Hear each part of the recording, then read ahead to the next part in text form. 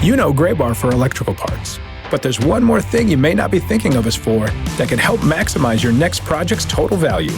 Our pre-project planning services are designed to help you win the bid, save on labor costs, and keep your installers productive across your entire build. The sooner you call us, the better. Because when we're there from the beginning, we can anticipate your needs and help you solve problems before they become problems. Yep, Graybar does that.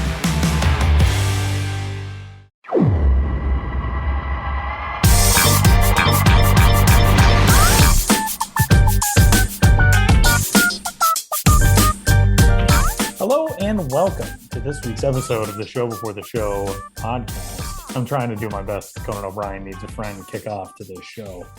Hi, everyone. My name is Tyler Mon, joined as always by my co-host, Sam Dykstra. I've noticed a lot of podcast hosts say joined as always. Joined as always by Sam Dykstra. Hi, Sam. Hi, Tyler.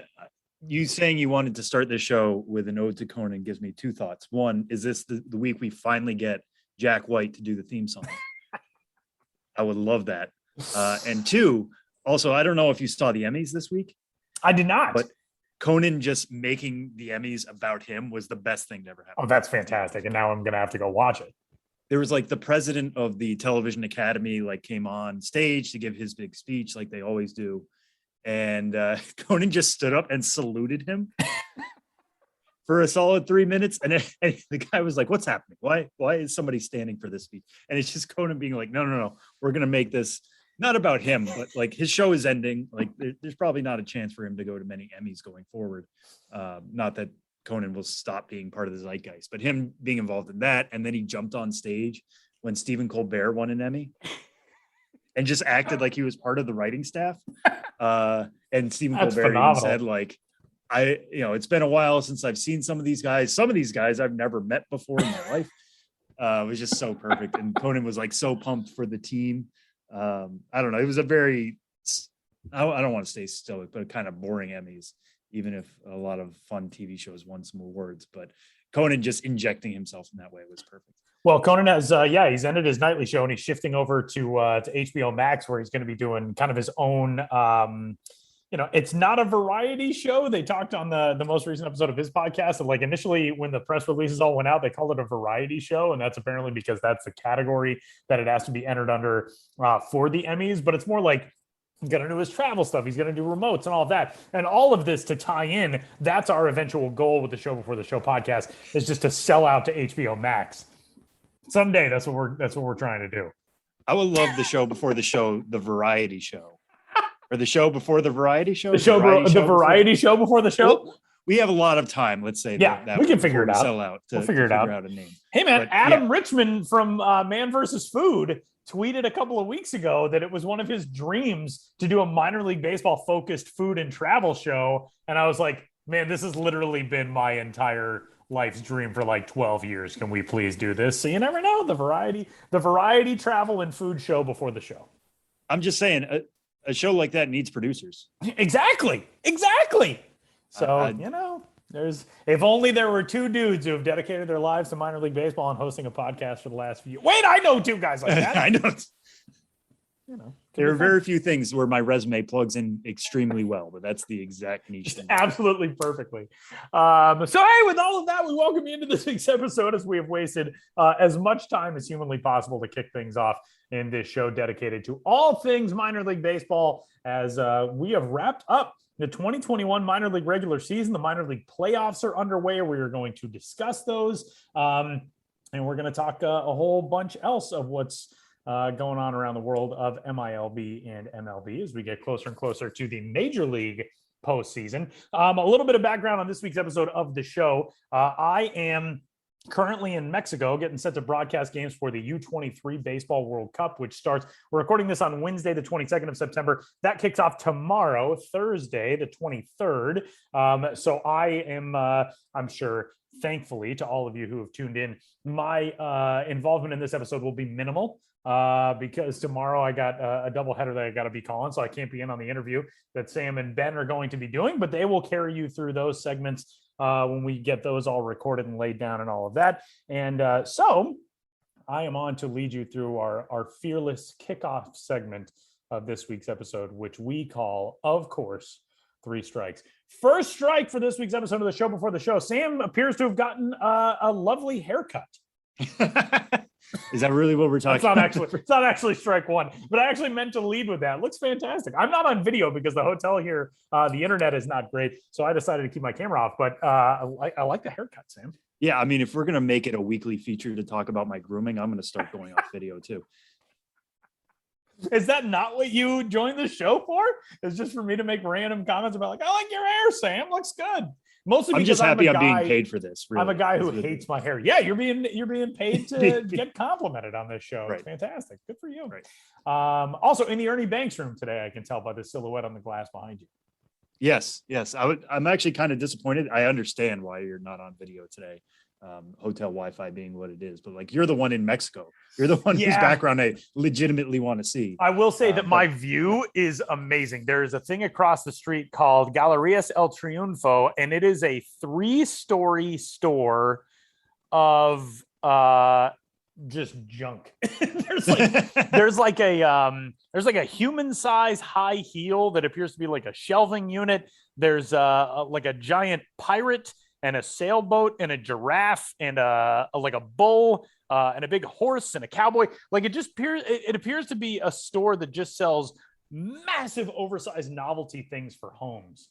So, and the problem is we're doing this event in a bubble, so I can't leave the hotel to go shop over there and be like, hey, can you send this giant, pie cooling on a windowsill to my house? Yeah, if you hadn't posted a picture of this to your Instagram story the other day, I would have thought you were making the whole thing up and just kind of like a COVID bubble fever dream. That is true. It does sound insane, but I did have to document it. Okay, so let's get into actual strike one on this week's episode of the show before the show. We're talking during the start of minor league postseason play here in 2021. Now, you won't hear this episode for another couple of days, so we're not going to talk specifics about these series. What we are going to talk about is the importance of the minor league baseball postseason.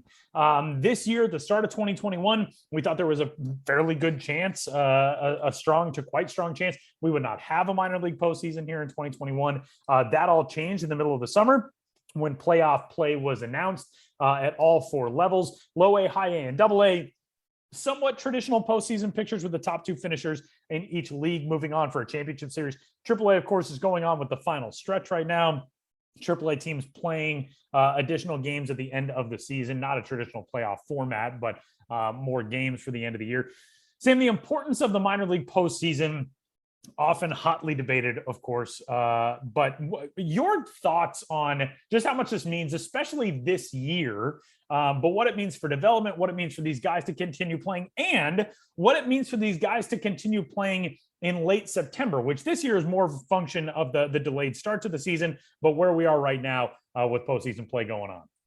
Yeah, I mean, the thing I always come back to when we talk about the minor league playoffs, and I'm sure you could go back to this show in 2019 and I was probably saying the same thing, but if you're playing like 120, 140 games over a summer, you want to feel like it was for something. Now, player development is something, seeing where you were at the beginning of the year, seeing how you've developed as a player, how you've adjusted to certain levels and all that, that is worth something too. But you also want to think that every game you're playing, every time you're trying to win, it's going towards a goal at the end of the season. And being in sports, that goal is the playoffs. So when we were talking at the beginning of the season, thinking, there might not be a playoffs, there might not be a postseason because of the pandemic, it was understandable. It was a little disappointing, but I understood it. And imagine being a player in that scenario, thinking like, okay, normally we're trying to get to the playoffs and we might have a great year and then it's just going to end. And what does that mean? Now we don't get that. We actually get 2 teams playing for something in every double A, high A, and low A league. Their production during the summer was not for naught. They are trying to accomplish their goals. They're trying to get that little something at the end of the rainbow here. And that means something. I mean, at the top level, we have a World Series. You want your lower levels to kind of mimic that as close as you can get. We'll talk about this here in strike 2 in a little bit, but winning begets winning. Like I know a couple of years ago, and I was talking to Jonathan Mayo on our sister podcast, the Pipeline podcast, about this week.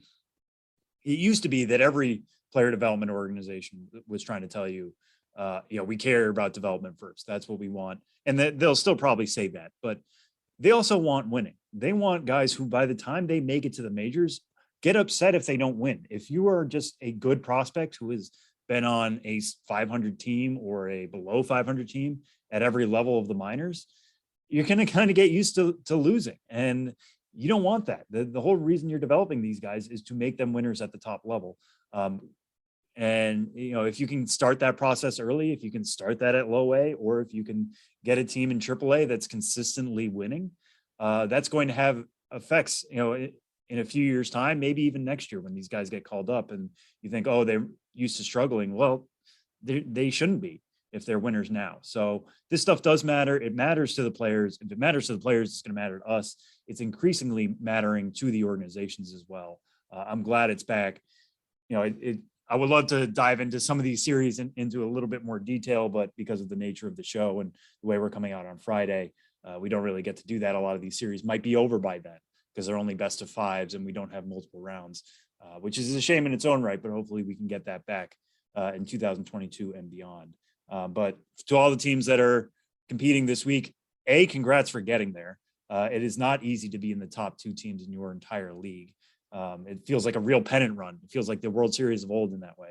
And B, congrats to the champions. I mean, that the teams that will be pulling out series wins this week, that's something they can carry into the offseason. And that's some optimism they can carry going forward into 2022. And, after so much of what we talked about in the last year of just looking for any good news, taking that is going to be huge into an offseason in which we know a little bit more that we're actually going to be building towards a regular season next summer. Strike two this week. The minor league playoffs come with a limited field of teams, as noted, as we've discussed, just a couple of teams at AA, AAA, or AA, high A, and low A, making the postseason out of each league. And yet, still, a handful of organizations have multiple affiliates in the playoffs. Tampa Bay Rays have 3 of their affiliates in the postseason. San Francisco Giants, Colorado Rockies, the Pittsburgh Pirates, the Minnesota Twins, and the Kansas City Royals each have 2. Sam, what does it mean when an organization, especially nowadays in this limited field, is able to produce multiple affiliates with postseason berths? Yeah, actually, Tyler, I'm going to flip this right back to you just because the Rockies are on here and you're close to the Rockies. You follow them well. The Rockies, I think, have surprised a little bit at the major league level and how closer they've been to 500 than a lot of people were expecting. Yeah. But so much of what we thought about Colorado coming into the year was not necessarily a rebuild, but a little bit more focus on the minor league levels. To have 2 of their affiliates and them being at the lowest rungs of the full season ladder in low A, Fresno, and high A, Spokane. What does that mean for the Rockies organization, do you think?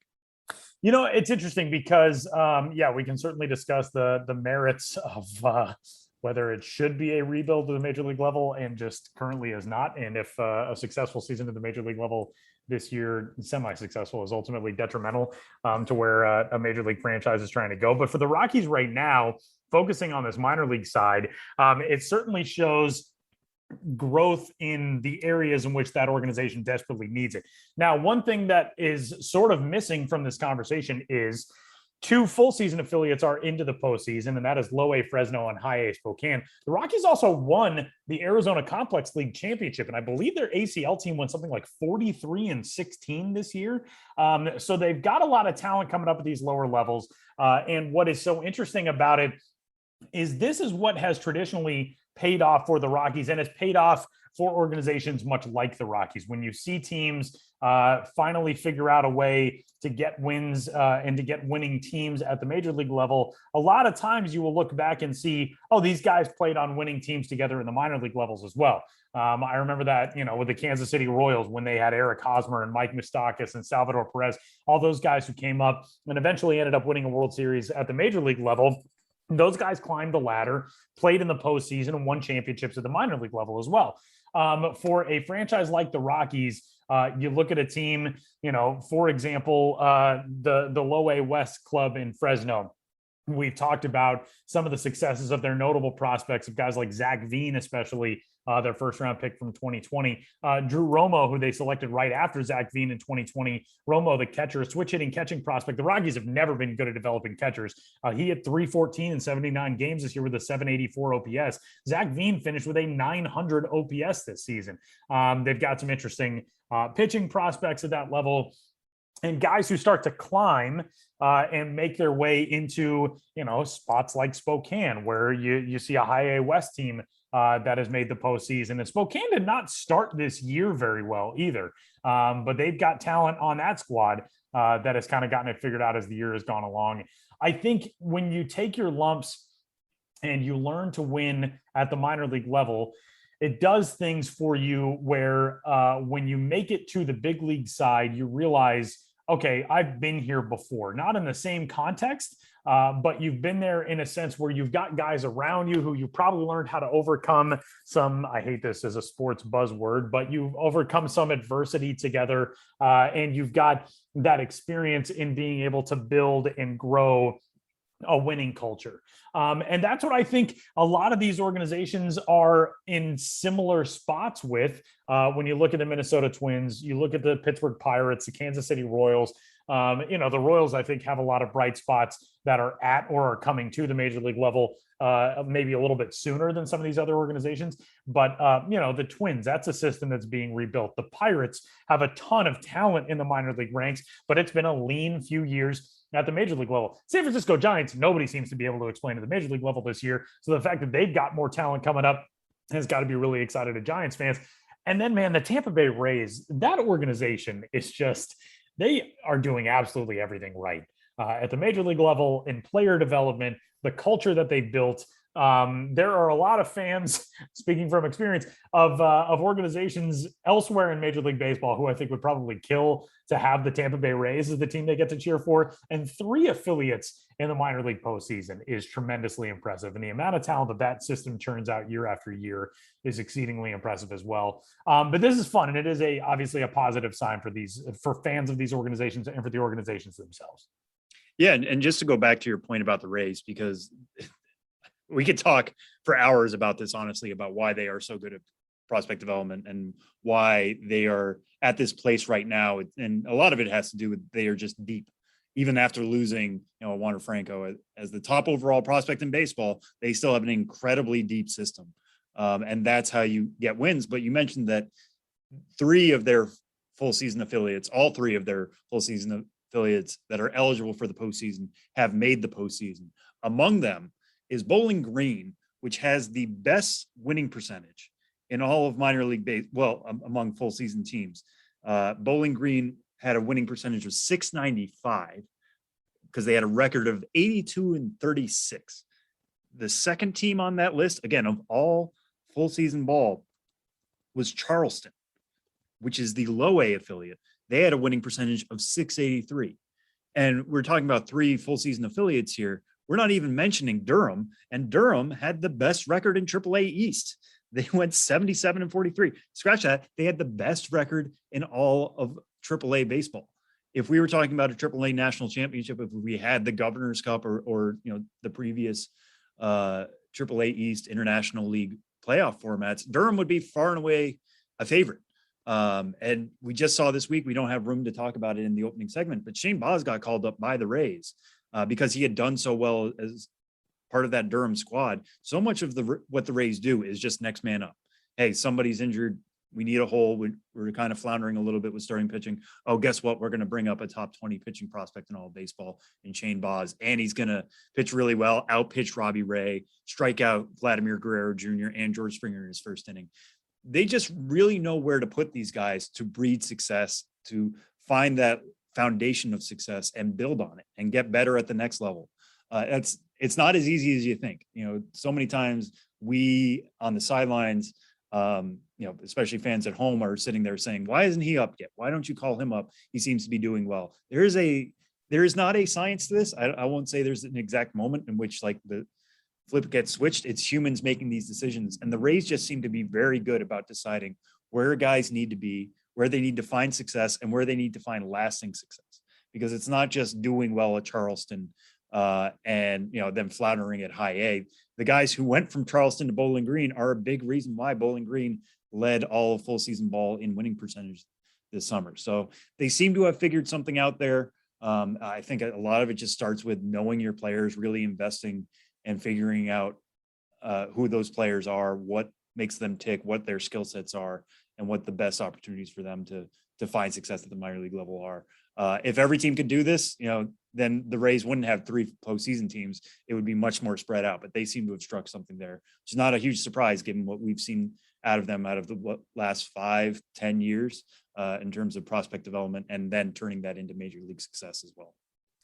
And strike 3 this week, the AAA postseason, getting started with the final stretch, a 2-week competition, which consists of a pair of home and road 5-game series that will bring the AAA season all the way up through October 3rd. The playoffs, a little bit more traditional, as we said, at the lower levels. At the upper levels, it's kind of business as usual in going into these 5-game series that will wrap things up at the highest level of AAA East and West. And in that vein, major league clubs have decided to see what some of their top prospects have at AAA for this final stretch. So among them, some of the top prospects who headed up to the top levels of the minor league systems in their various organizations. Brendan Davis, the outfield prospect in the Chicago Cubs system, now with AAA Iowa. Tristan Casas has gone up from AA Portland to AAA Worcester in the Boston Red Sox organization. Max Meyer from Jacksonville getting a look for the Miami Marlins system. The swath of prospects that have gone up, Sam, definitely intriguing to say the least. How much are we going to see? A 2-week test in AAA obviously isn't going to show you everything we can expect from these guys as they continue their careers and maybe stick full-time at AAA coming up next year. But what do we expect to see from some of these prospects, and who are you most excited about seeing at AAA to close this season? Yeah, I mean, that's the funny thing about this final stretch. It feels like a postseason. It is in some aspects because it counts for something, like the best team the team with the best winning percentage over these next 2 weeks in AAA wins the final stretch. So that matters for something. But the stats actually count towards the regular season. So we've talked a lot about the home run race this summer between MJ Melendez and Griffin Conine. Melendez is up right now, and he's going to stay up because his homers that he hits the rest of the way for Omaha are going to count towards his regular season total. So that's just something to keep in mind. But it is kind of interesting how, AAA right now, unless your teams are in the postseason, and again, there are at each level, there are 24 teams that did not make the postseason. AAA is the only minor league game in town, really, with 30 affiliates all going. So if you want your guys to get a few extra innings, a few extra at bats before the Arizona Fall League, some of these guys will be going there. Not all of them, obviously, but some might. This is the way to do it, is to promote them to AAA, get them a little bit of a look. I honestly wish some organizations would treat the major league level in the same way. You want guys getting comfortable. Want guys knowing the environment of what they're going to see in 2022. So everybody we're talking about here, Brendan Davis, Tristan Casas, Max Meyer, Gabriel Moreno, O'Neill Cruz, Oswald Peraza, and the Yankee system, all these guys are going to start out at AAA next year. So just getting them these 10 games is just getting them comfortable, getting them opportunities to see what AAA is about. It's not going to change our evaluations of them. You should never change your evaluations over a 10-game sample unless something absolutely crazy happens or there are reasons behind something crazy happening. But it's still good to see these guys get these opportunities. Brendan Davis, we've seen what he can do at AAA already. He homered in his first 2 at-bats for Iowa. How is that power going to carry? Because we've seen it basically everywhere in 2021, including the Futures game in Denver, where he hit 2 home runs and was the game MVP. Tristan Casas, I'm really excited to see him take aim at the Worcester Wall, which is in right.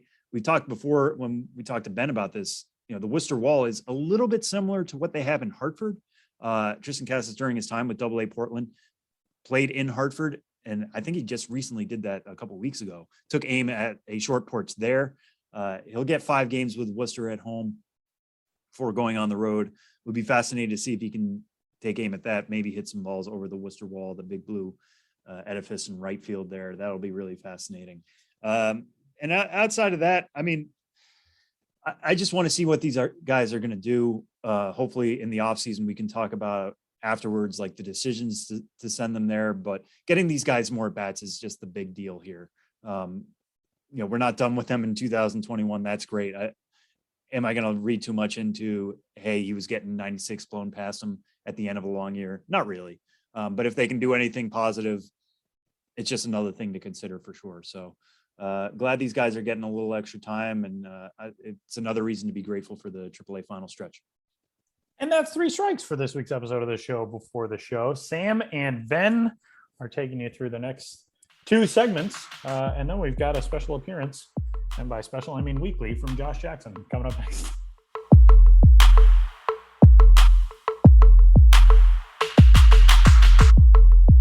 Well, as Tyler just promised in the last segment, this segment is going to be just me, Sam Dykstra, with Benjamin Hill, who is sitting to my left.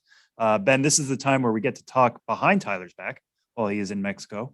So I will start by saying that Tyler is a lovely co-host, and we miss him very much whenever he can't join us. And that's all I'm going to leave it at. But is there anything you want to talk about behind Tyler's back? I feel like when you're talking behind Tyler's back, that the implication to that is something negative. I mean, would you say, oh, they were talking so wonderfully about me behind my back? I'm not sure if that's like a proper use of the idiom behind my back. So I will say that Tyler has a criminal record and a lot of people who have put up lots of money to track him down and get him. And hey, he's in Mexico. Coincidence?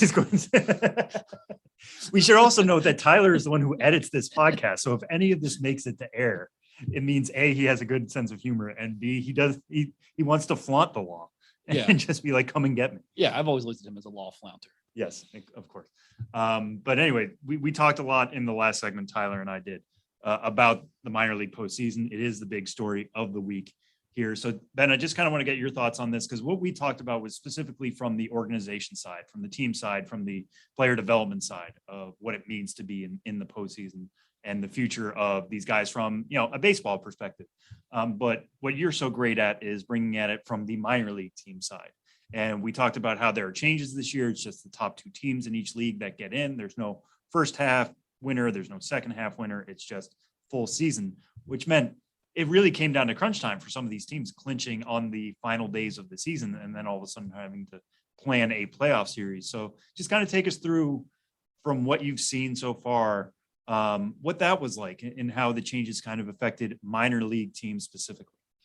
Yeah, well, broadly speaking, it is certainly a conversation we've had in the past, but, worth reiterating that the playoffs from a minor league baseball operating perspective are usually difficult. If you're in the front office, you've seen that team on the field a lot, and you're often rooting for them just as a matter of people you've been around for so often. But in terms of making the playoffs being a huge financial win, that is often not so much the case. And for a variety of reasons. I mean, one of it is just the operating principle of the industry writ large, which is more providing, quote unquote, family friendly entertainment more than just sit down and watch sports type of a hardcore rooting environment. So a lot of the fan base, as enthusiastically as they might go to games during the summer, once the weather gets cold, once school starts again, once there's football season to compete with, et cetera, et cetera, et cetera, you might not have a huge base of people who are really following the team.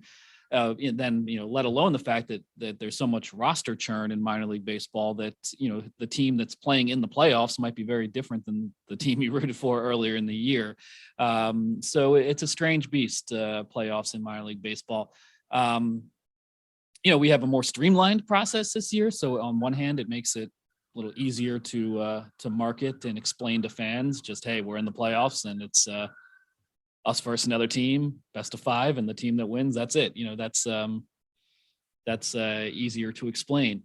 But with no first half championships, a lot of the teams that got in the playoffs didn't know until very late in the season that they would actually make the playoffs, as happens in sports. But from a front office perspective, you can't sell.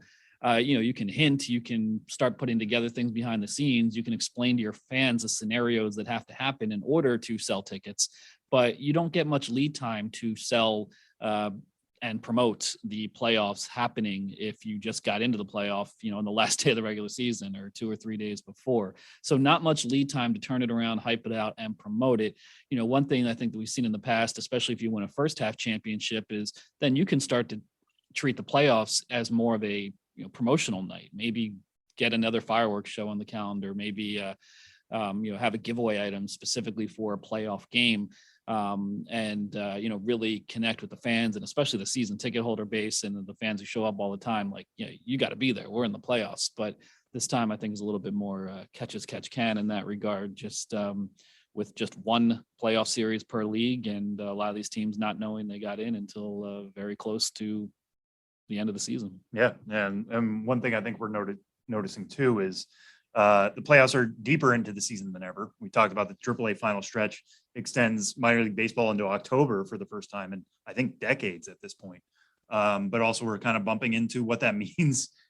Going deeper into fall means running up against a little colder weather. And I'm thinking specifically about that High A East series between Greensboro and Bowling Green. I think they had their first 2 games postponed because of rain, which obviously can happen at any point. But just interesting to me that we're playing baseball deeper into the year, which is great, but it means a little bit colder weather around minor league baseball. Ben, just real quick, I know you're extending your ballpark guide series for MiLB.com. What are the next ones up for that? Yeah, the most recent to appear, at least as we're talking right now, is Chattanooga, AT&T Field. Got that one up last week. You can go to MiLB.com/Ben's Biz to see all my work, including the ballpark guides. And these ballpark guides, as we mentioned, will eventually be a ballpark guide for every minor league stadium put in one place, along with ticketing links and just a one-stop shop for planning a minor league road trip. So long-term, this is the project I'm very excited about, but rode up Chattanooga, which I visited, was actually the first ballpark I visited in my, kind of abbreviated 2021 travel schedule. And coming up very soon is Somerset, TD Bank Ballpark, home of the Somerset Patriots, which was my last ballpark visit of the season, but put in the other ballpark guide for that as well. That should, for all intents and purposes, as far as I know, be live and on MiLB.com, MLB.com, all the finest.coms.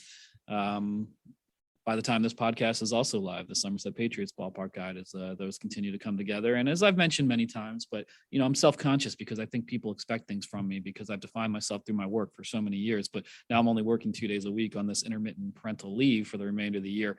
And I'm like, in my mind, there's these legions of people. This is actually kind of arrogant, who are like, what's Ben doing? He's not doing much. He must not be good at his job anymore. I think I will abandon him and forget that he ever existed. And I feel myself shrinking away to nothing.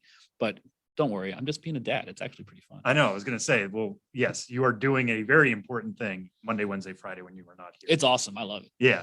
And, but also we have, that's a great thing about working online. In some ways, some of our stuff has disappeared over the years, but like this podcast feed still exists. You can go back to it. And if you wonder what you've done over the last couple of weeks, you've been on this show every single week this summer, which has been tremendous. We're grateful to always have you on here. You're so kind, Sam. Thank you. But we're all right. Well, let's transition now to our interview. I have no good way of saying. Sam got flustered by a compliment. I know. Yeah, I don't know what to say about any of this. I was talking behind your back. That's going to become our new thing: is talking behind each other back. It's just giving each other compliments. Yeah, that's how we're going to get through 2021 the rest of the way. But anyway, segueing into our interview here. Then we talked a little bit about the playoffs. One of the playoff teams this year in AA Central are the Wichita Wind Surge. Tell us a little bit about them and what we can expect here in this interview segment. Yeah, we're going to learn a lot about Wichita. And I know a lot of people out there who maybe don't know a lot about Wichita and have thought to themselves, I'd like to learn more about Wichita. And now you're going to learn a lot more about Wichita. The Wichita Wind Surge played their debut season in 2021, one of 6 new ballparks.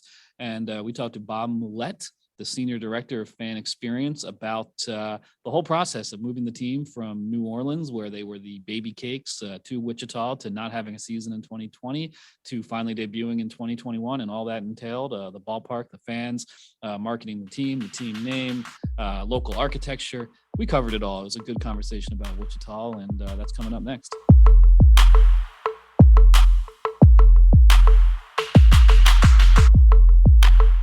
LinkedIn is pretty great at a lot of things, like helping you tap into the latest trends and insights in your field. We cannot stop your coworker from tapping her pencil. LinkedIn can help you find new jobs that align with your career goals. We cannot help you find the source of that weird smell in the office fridge. Ew. And while we can't stop your coworkers from bringing their hobbies into the office, LinkedIn can help you bring your career to the next level. LinkedIn is the network that works for you. I'm Ben Hill here on the Show Before the Show podcast. I'm joined by Sam Dykstra sitting to my right.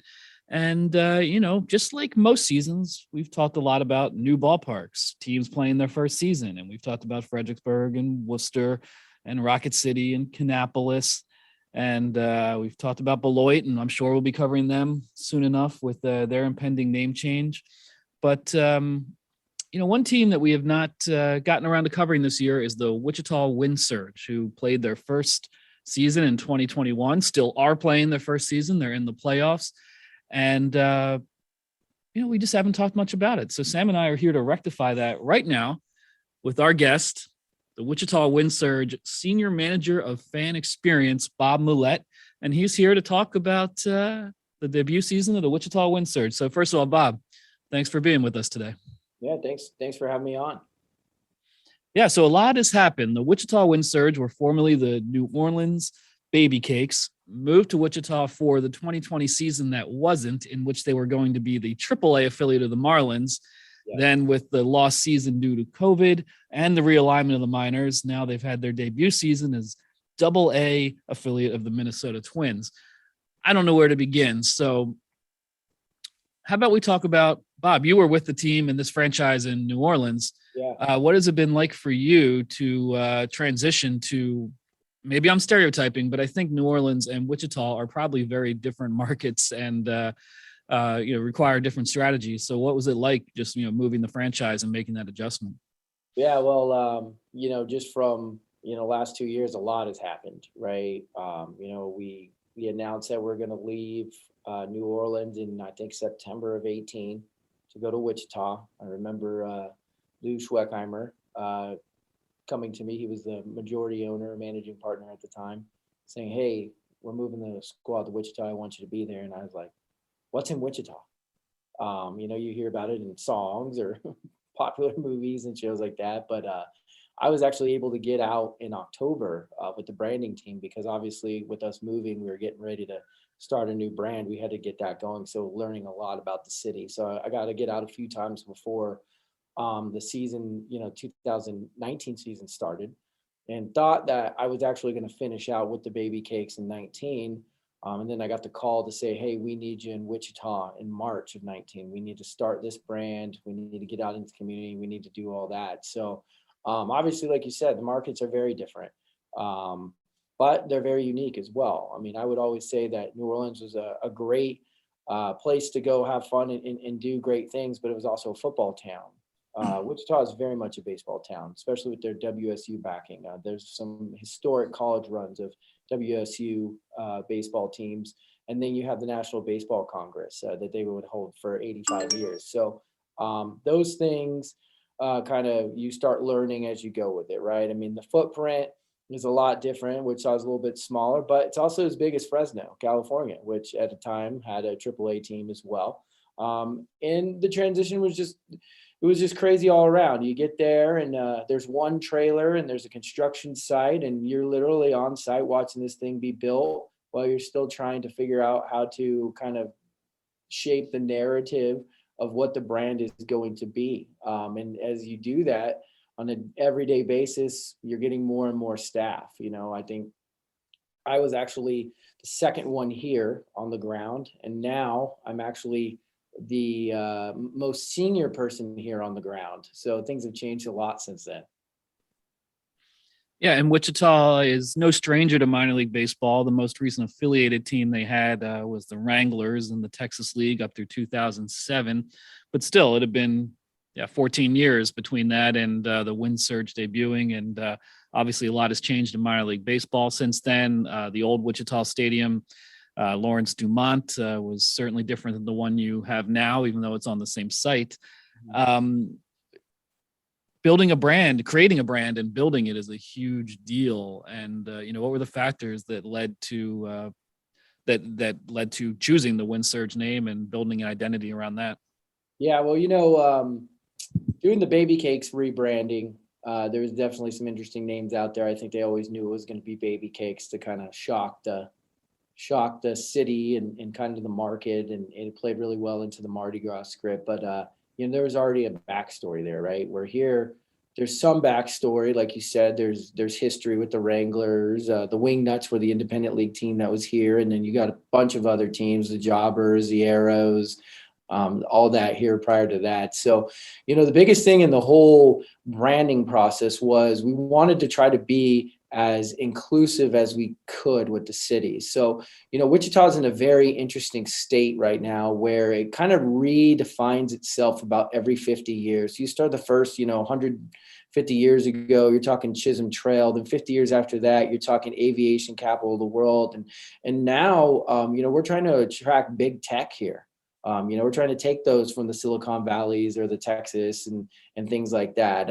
We have a very good workforce. And I think the biggest thing that always in our kind of research and talking to people in the community was they're proud of their past, but at the same time, they didn't want to be defined by their past. Air Capital is all over this city. Chisholm Trail is all over this city. But we kind of, with this development of the ballpark in the downtown area, repositioning it and the building around it, they wanted to show, hey, we are moving forward. And so when we were looking to do a brand, obviously there's no such thing as a wind surge. There's a storm surge, but we did not bring that from New Orleans. You take the concept of the wind that's been so historic in shaping Wichita's past, but then you take kind of this surge of innovation and growth forward, and you bring that concept together.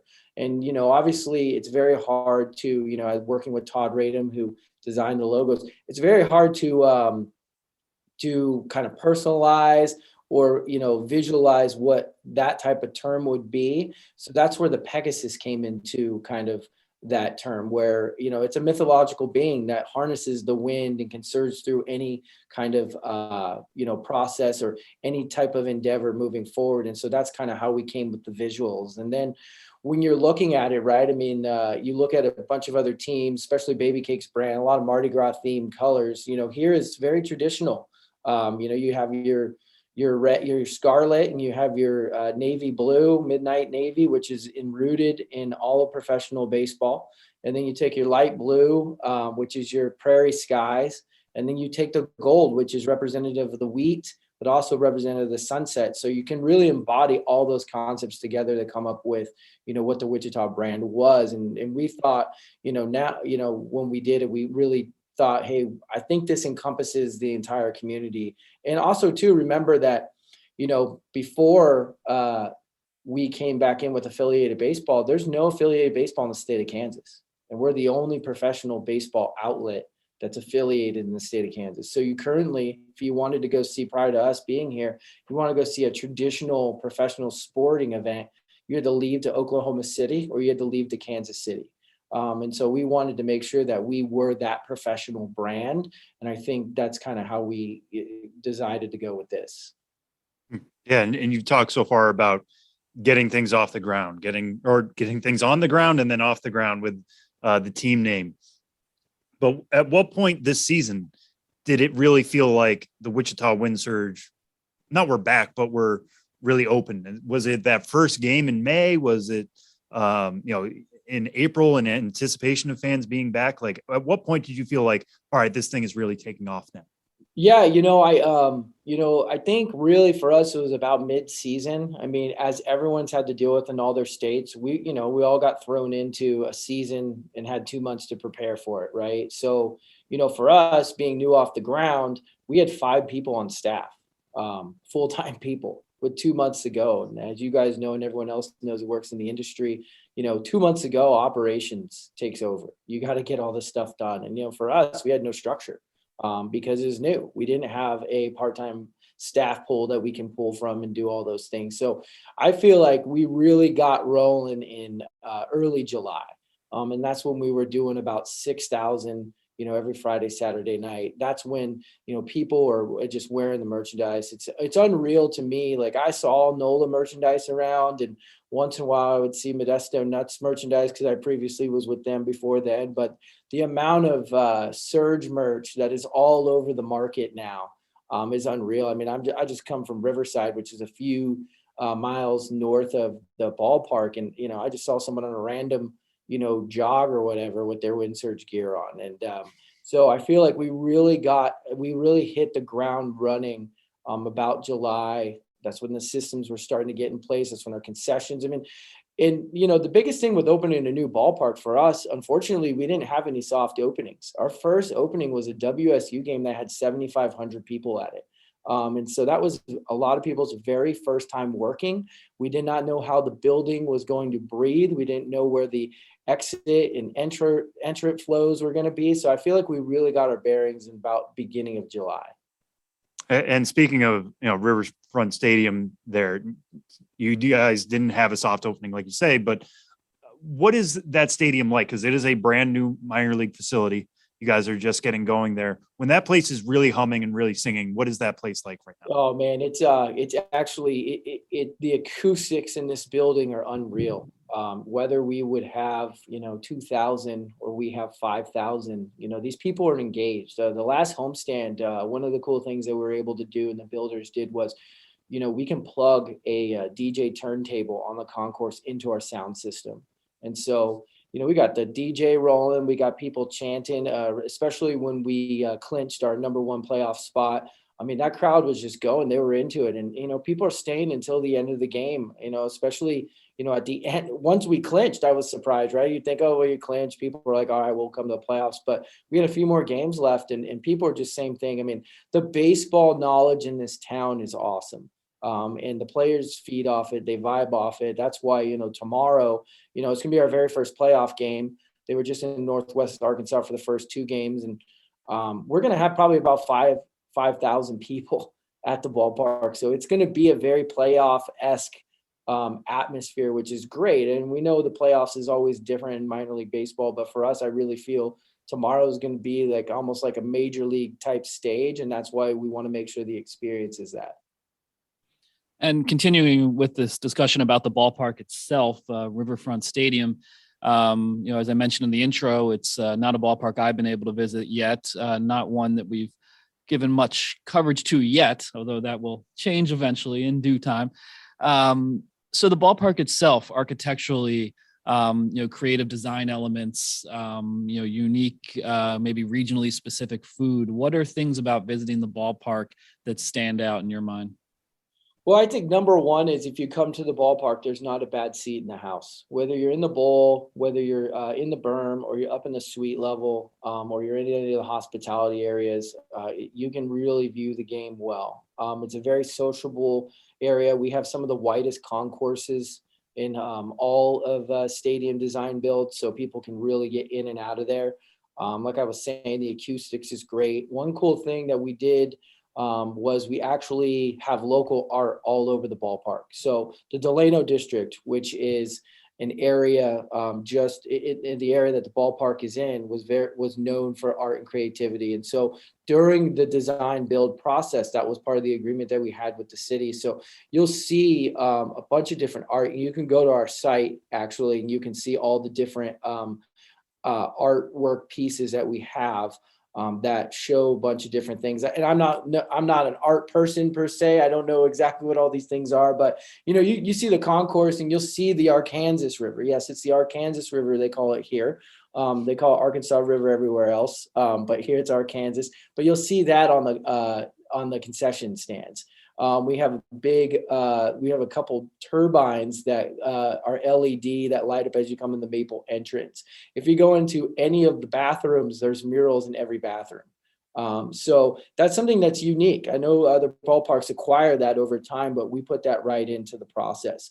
When you come to a ballpark and you sit in the bowl, our average seat width is about 21 to 22 inches wide. The average green seat is 19. So we sacrificed about 350 seats, fixed seats in the bowl to make sure people would be comfortable. And then you have 36-inch or 3-foot treads in front of you. So your knees aren't going into the back of someone, or they're not going into the back of the seat. So getting in and out, accessibility is great. Another thing too, ADA, we're probably one of the most ADA compliant facilities. You can get in and out anywhere, including the clubhouses. We actually have 3 clubhouses. We have our home clubhouse, we have the road clubhouse, and we have an auxiliary. And for COVID reasons, the auxiliary has turned into the positional players clubhouse for them, right? But what's going to happen is, as you guys have seen the trends, there's more female coaches, trainers that are starting to participate on these teams. We have adequate exclusive areas for them to be able to do what they need to do. And so I think the biggest thing about this ballpark was it wasn't designed for 2020. It was designed more for 2030. I mean, as we were going through the design process, as we all know, the PBA was still going through that. We didn't know what that was going to look like, but I'm happy to say that a lot of the requirements that Major League Baseball asked of these facilities, we have fulfilled probably 99.9% of them in that process.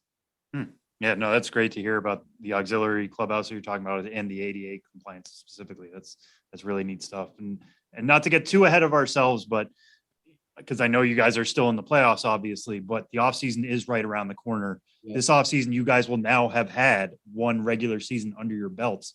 Yeah. As you kind of look back on this season and take what you learned, what are you guys going to be maybe talking about this offseason to kind of put into practice to build on this for 2022?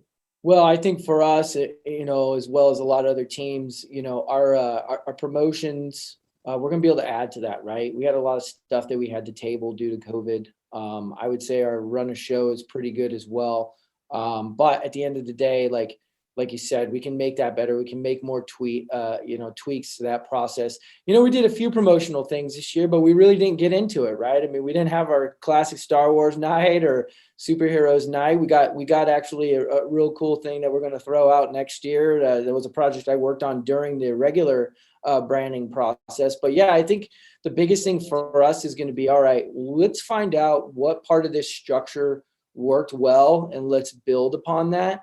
And let's say, okay, maybe we jumped out the gate at the cashless in certain areas, maybe too much. Maybe we can make some adjustments there. And then maybe there's some things that, because of COVID, actually made it better for us, right? So because of that, we can keep those policies in place. So, obviously there's so much more that we can do. We didn't even get to really utilize any of the on-field stuff. I mean, I just take an example today when I was thinking about it, our first pitches, you typically get a player to do that. But because of COVID, we had one of our kids dress up in uniform to at least give that appearance. So next year we'll be able to bribe these players, whether it's some sort of gift card or whatever to do that. But I think game presentation was great, but we got to improve upon it.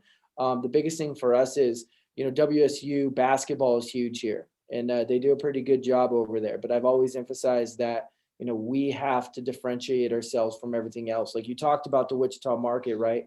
One of the biggest things about a market like this, and it was very similar when I was at Fresno State, is when something new comes along, everybody jumps on the newness. And then as that starts to go away, they go to the next new thing. Well, we just have to continue to reinvent ourselves and figure out, we haven't even hit all the demographics and all the pockets that we can get to come out here. And, it's just occurring to me as we've talked that, you have the playoffs going on right now and hosting your first game on Friday. We were here talking on Thursday. And that team is the Northwest Arkansas Naturals, who were the Wichita Wranglers up through 2007. So, I'm probably in the small minority of, people who would really notice and care about these things. But this is Wichita past versus Wichita present, the team that left versus the team that came back. Is there any way you can make that more dramatic than I just did? Yeah, well, we're toying with our intro score being the Back to the Future intro score. So something along the lines of that. We jokingly, talk about it, and we understand, why people do what, why organizations do what it is. I think the great thing is, we are capitalizing. This is a Royals market, 100%, right? But the great thing about it is that it's also a win surge market.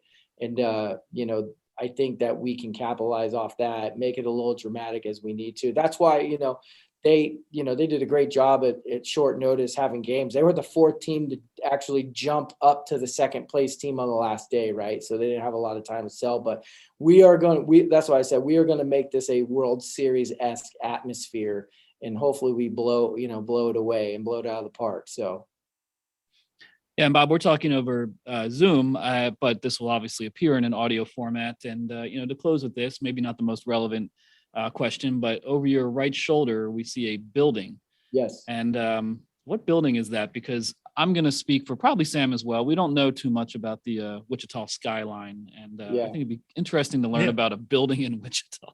Yeah. So just behind me, prior to that building, is the Arkansas River. That's what splits the east side and the west side. And that's a big thing here in Wichita. You're either east side or west sider. That's why I chose to live in Riverside, because I can choose either side if I want to. But right behind there's a Hyatt. So that's where actually a lot of the visiting teams will stay. They can literally walk right over to the ballpark or scooter. You see those scooters that are all around the cities now that are all the craze. So I see a lot of those guys rolling in there. I had to tell the trainer at one point in time, hey man, like, I don't care if these guys use these scooters, but they can't park them inside the gate because there's no way these guys can get them. So, but yeah, so, that's just one of those that's in the build process. There's another one that's kind of iconic as far as the line goes. It's Century 2. It's been there for a while. It looks like a gigantic dome. It kind of is. And when I first saw this, I was like, man, that looks kind of like a flying saucer. So that actually, the city just approved for that to get handled from a private entity. So now they're going to start managing that process. But that's kind of the connection. And, Ben, when you get out here, I'll be able to kind of show you what the future development looks like. Because when I got here in March of 19, it already looks a lot different than it does now. We've had future development, and we're going to develop around the land as well. So that's that building behind me. Long answer. Well, I found it fascinating, and I'm very glad I asked that question. Bob Moullette, the senior manager of fan experience for the Wichita Wind Surge. Congrats on getting through this long delayed but ultimately satisfying first season, and good luck in the playoffs against the hated, well, maybe not hated, but Northwestern Arkansas Naturals. Yep. Well, thanks again for having me on, guys. Thank you.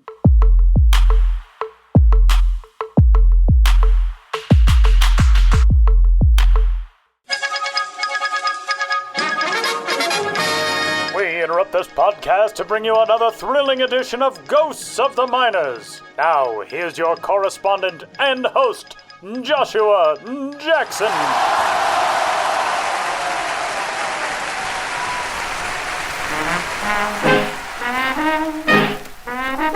Welcome back to Ghosts of the Miners, in which all of you out there in Radioland must identify the legitimate historical ball club hiding amidst the fraudulent pair. One was a real old-timer, the others were a couple of never-were's. In the last segment, I asked you which of the following minor league baseball teams did at one time exist. A, the Jacksonville Orange Juicers. B, the Appleton Cidermen. C, the Kalamazoo Celery Pickers. The correct answer is C, as in see what happens when you bet against a celery picker? The Kalamazoo Celery Pickers reached high in the 1923 Michigan-Ontario League and the 1920, 21, and 22 Central League and the 1926 Central League, which joined with the Michigan-Ontario League mid-season to form the Michigan State League. But any way you pick to tell the tale, Kalamazoo was no mere ant on a log in the minors of Michigan in the Jazz era. And the place where they played was known at the time as Celery City, or the celery capital of the world. Meanwhile, Sanford, Florida, also considered itself celery capital of the world, and fielded the Sanford Celery Feds in early iterations of the Florida State League. But until a blight struck in the 1930s, Kalamazoo celery was well known and came in white and yellow varieties, both of which were reportedly much sweeter than the green California stuff we know today. The celery pickers had some sweet swingers, too. After being laughed off by, no joke, the Grand Rapids Joshers in their best chance at a Central League title in the earlier part of the decade, the Celery Pickers of 23 had Hal Bubser and outfielder manager Marty Becker, and they both played in the majors at one point or another.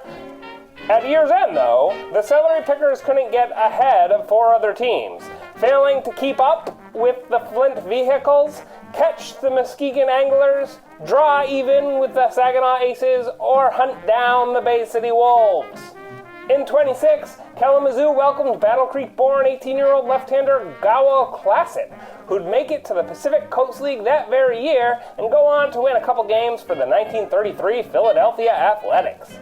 Under the management of one-time Detroit Tiger boss Schmidt, those Celery Pickers tried to stalk a good place in the standings all season long, but finished second to last with a 39-59 record. And those are the roots of the Kalamazoo Celery Pickers. Now, on to the question for next time. Which of these Toolsy teams got to work in the minors of yore? A, the Altoona Hammerheads. B, the Moline Plowboys. C, the Virginia Beach Periscope Peepers. Want to know the answer? Get your hands dirty and find out. Or tune into the next Ghosts of the Minors. But for now, you'll have to excuse me. My producer Ben Hill is trying to adopt a cat, but the poor thing's allergic to him.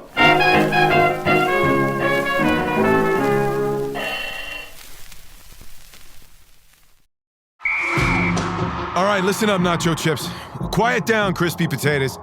This is the moment Velveeta's been preparing you for, and you're not about to crack under pressure. Today's the day to go all in on the drip. Velveeta's Heat and Eat Queso is the MVP of any game day spread, so stick by them, and you'll be golden. Now get out there and make delicious history. No tailgate party is complete without Velveeta. Final segment of this week's episode of the official podcast of Minor League Baseball, the show before the show. Before we get out of here, 2 points of business. Number 1, the Arizona Fall League is set to return here in 2021. The league will open its 90-game regular season coming up on Wednesday, October 13th. The Fall Stars game will be played on November 13th. And then the AFL Championship game just a week later on November 20th. Both of those games will be live on MLB Network as well as on MLB.com and on the MLB app. 29 seasons now of operation for the Arizona Fall League after we did not get to see the AFL last year. But of course, if you're not familiar with the AFL or if you're new to minor league baseball and all those sorts of things, 6 teams in the Arizona Fall League, each of them essentially with 5 parent clubs.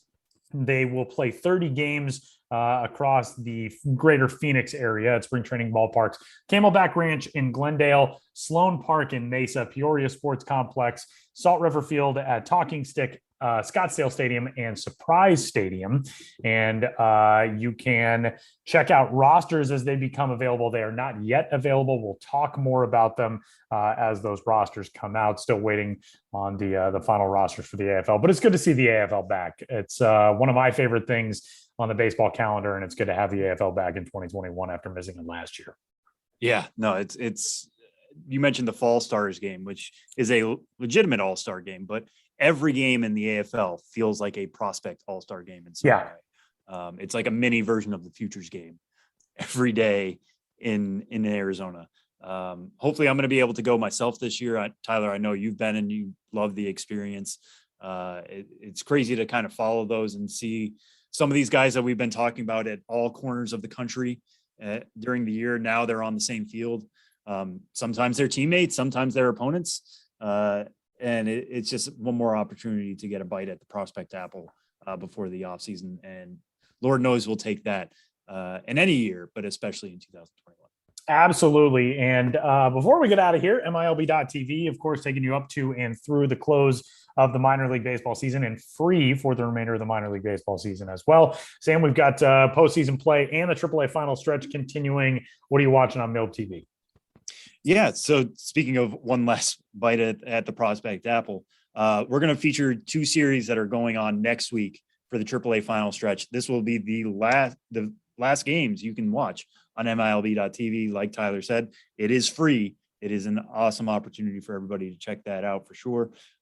So really, like one thing I'll say up front, keep an eye out on the AAA final stretch standings, and kind of click around. Maybe coming into that last day, there might be a couple games that could be huge deciders in that. So click around, see how that's actually going to shake itself out. But as we sit here now, the series I'm going to keep an eye on for me is St. Paul at Toledo.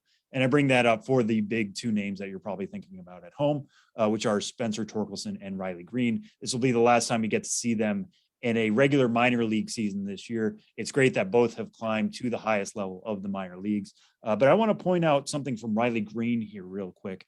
Spencer Torkelson climbed 3 levels. He started out at High A West Michigan, is now finishing at Toledo. Green's been at 2 levels, but how is this for consistency? His slash line at AA was 298, 381, 525. His AAA slash line was 296, 382, 552. All of that within about 30 points of each other. And the average being 298, 296 matches up really well. He's been basically the same player that he was at AAA as he was at AA, which is really fascinating. It's something you honestly want to see. Like at some point you kind of figure out, okay, pitchers are going to start figuring this guy out. That didn't happen this year in 2021. Big reason why we're high on Riley Green. Going to be keeping a close eye on him next week just to see how he finishes the year out. But everything we expected about Riley Green coming into the season basically came true. So getting one last chance to see him next week as Toledo faces St. Paul is definitely something you want to take advantage of. Tyler, I think you have the big series of the week, though. That is probably the case. Iowa and Omaha. Omaha will be on the road in Des Moines, taking on the Iowa Cubs. That Omaha roster is so loaded. We talked about that Omaha squad a whole lot this season. Bobby Wood Jr. is exciting enough, just as his own prospect profile continues to get closer and closer to the major leagues. But we know how power-packed that roster has been all season as well. Ryan McBroom with 31 homers. Nick Pratto on that squad has been fantastic this year as well. And now we'll see that team on the road taking on that Iowa team that features Brennan Davis. There's a lot of prospect talent in that group as well. So those two teams will square off for 5 games in Des Moines. And it's fun. The AAA final stretch, I was texting with Josh Sushan, the radio voice of the Albuquerque Isotopes, the other day, and he was saying this is kind of a fun, different thing for us to be able to do in AAA with another 10 games and, a chance to see some guys who are fresh and new to the level and all of that. It's kind of cool to see something different. So the AAA final stretch, some very good prospect matchups. You can catch them all at MiLB.tv. So that will do it for Sam Dykstra and Benjamin Hill doing all the heavy lifting this week, and Josh Jackson as well with another fantastic edition of Ghosts of the Minors. My name is Tyler Mon, and thanks for tuning in. I'll catch you next week.